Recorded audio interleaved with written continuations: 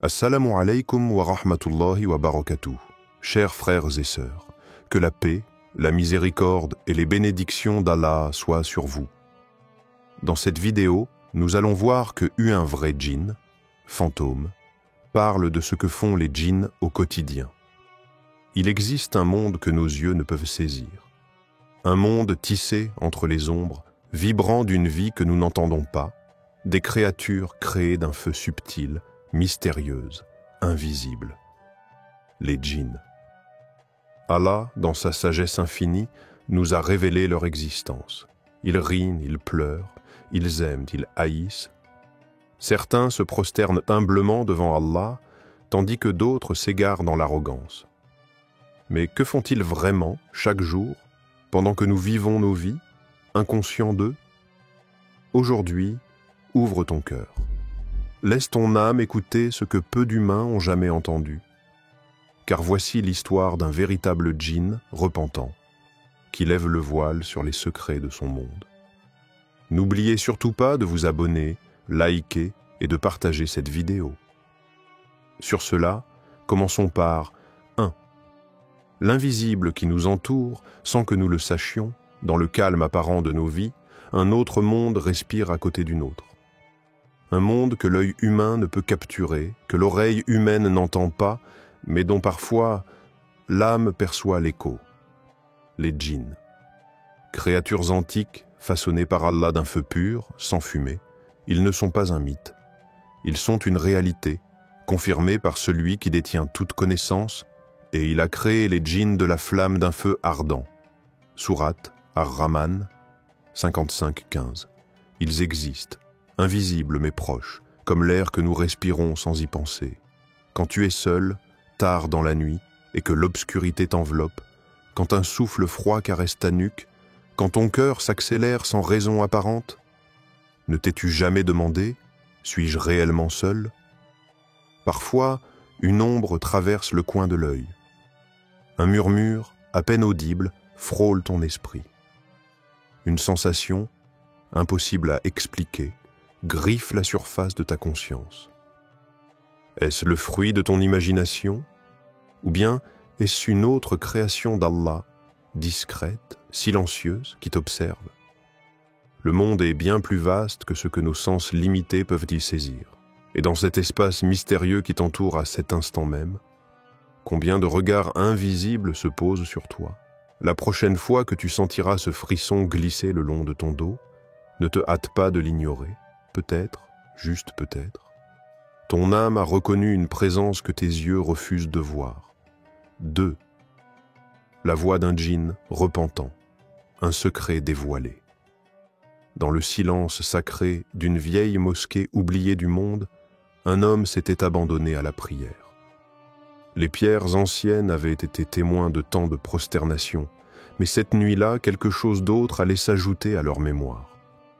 Une brise glaciale effleura l'air, et soudain, entre les colonnes sombres, une silhouette floue émergea.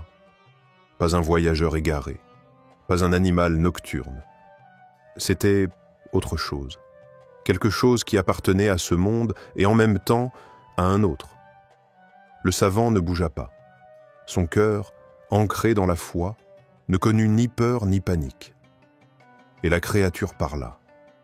Sa voix semblait naître directement dans l'esprit du pieux, comme un souffle vibrant entre deux réalités. « Chaque jour, dit-il, nous, les djinns, nous vous observons. Certains parmi nous murmurent le mal au cœur distrait, mais d'autres découvrent Allah. Et ces cœurs brûlés par l'ignorance se mettent alors à pleurer, à prier, à supplier leur Seigneur pour sa miséricorde. Puis, les mots d'Allah résonnèrent comme un rappel. Et parmi nous, il y a des musulmans, et parmi nous, il y a des injustes. Et ceux qui se sont convertis à l'islam, ceux-là ont recherché la droiture. Sourate Al-Jinn 72-14. Même dans les recoins invisibles du monde, des âmes invisibles cherchent la lumière, même ceux nés du feu aspirent au pardon. Alors toi dont le cœur bat au rythme de la vie, toi qui es capable d'aimer, de regretter, de grandir, Combien de fois as-tu vraiment tendu la main vers la lumière, comme eux? Combien de fois ton âme a-t-elle pleuré pour retrouver son chemin? 3. Le quotidien des djinns, entre tentation et adoration. À chaque lever du soleil, un ballet invisible s'organise. Les djinns, comme des vagues insaisissables, se répandent dans le monde. Certains glissent entre les étals des marchés. Ils s'attardent là où le mensonge s'échange comme une monnaie, où l'orgueil et la jalousie flottent dans l'air comme un poison. Ils ricanent doucement en semant la discorde, encourageant d'un souffle imperceptible la colère d'un vendeur ou la trahison d'un acheteur. D'autres, plus sournois encore, infiltrent nos maisons. Ils s'accrochent aux murs silencieux, guettant les disputes, soufflant l'orgueil dans nos cœurs, ricanant dans les ombres pendant que nous nous déchirons pour des futilités. Mais il y a aussi ceux qui ont choisi une autre voie, ceux dont l'âme a vibré en entendant une parole merveilleuse. Ceux qui ont entendu ceci, dit « Il m'a été révélé qu'un groupe de djinns prêtèrent-ils l'oreille, puis dirent « Nous avons certes entendu une lecture, le Coran, merveilleuse, qui guide vers la droiture. » Sourate Al-Jinn, 72, 1-2. Eux, au lieu de ricaner dans les ténèbres, tombent en prosternation. Leur feu d'origine pleure, se repent, aspire à la lumière. Chaque matin, ils se courbent devant Allah, cherchant sa miséricorde, implorant d'être guidés, d'être purifiés. Et toi, si tu étais un djinn aujourd'hui, serais-tu de ceux qui complotent dans l'ombre ou de ceux qui pleurent au seuil du pardon? La réponse n'est pas seulement pour eux, elle est pour toi, maintenant. 4. Un pacte oublié. Les djinns et leur épreuve. Ils étaient là, bien avant que nos premiers pas foulent la terre. Ils ont entendu, eux aussi, l'appel du Très-Haut. Ils ont ressenti dans leur être fait de feu la majesté de la vérité absolue. Mais le feu est double, il éclaire, ou il consume. Pour certains djinns, l'éclat de la vérité fut éclipsé par la fumée de l'orgueil. Leur cœur brûla, non pas d'amour, mais de vanité. Un jour, dans le secret d'une nuit pesante, un djinn murmura à un homme pieux « Nous voyons les humains chaque jour oublier leur but, comme nous l'avons fait jadis. Chaque instant de votre vie est un trésor. Ne le gaspillez pas comme beaucoup d'entre nous l'ont fait. Regrette-t-on seulement une perte quand il est trop tard pour la récupérer? Allah a parlé avec clarté. J'ai créé les djinns et les hommes seulement pour qu'ils m'adorent. Sourate Ad-Dariyat, 51-56. Un pacte simple. Un objectif limpide. Et pourtant, à chaque lever du soleil, combien d'âmes, humaines ou djinns, s'égarent loin de ce pourquoi elles ont été créées. L'oubli est insidieux. Il se glisse dans nos journées occupées, dans nos projets futiles, dans nos plaisirs éphémères. Et à force d'oublier pourquoi nous respirons, nous devenons des ombres, errants sans but, tout comme ces djinns perdus. Le rappel de leurs regrets n'est pas un avertissement pour eux seuls. C'est un miroir tendu devant notre propre existence. Un murmure venu d'un autre monde, n'oublie pas pourquoi tu es né. 5. La fin secrète. Où vont les djinns après la mort? Ce que l'on oublie souvent, c'est que les djinns, malgré leur force, malgré leur invisibilité, portent en eux la même destinée que nous.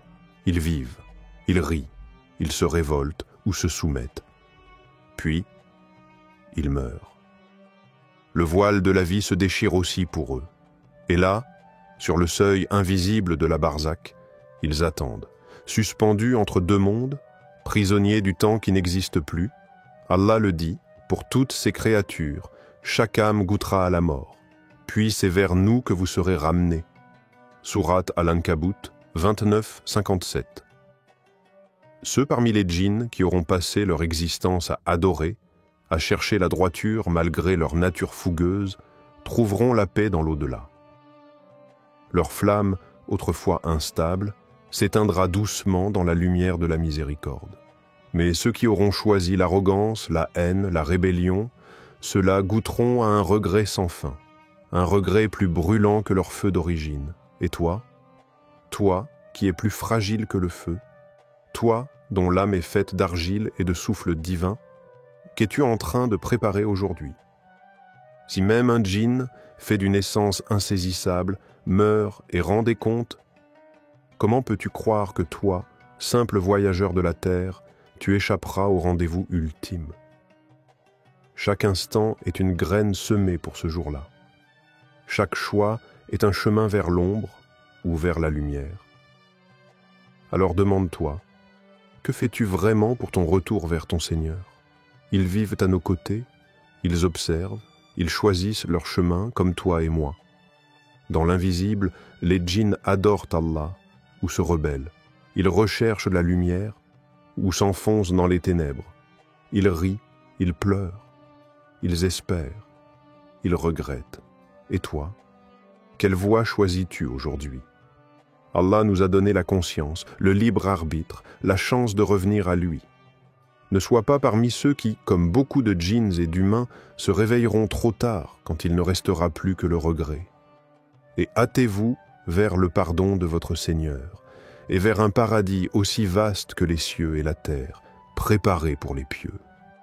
Sourate Al-Imran 333.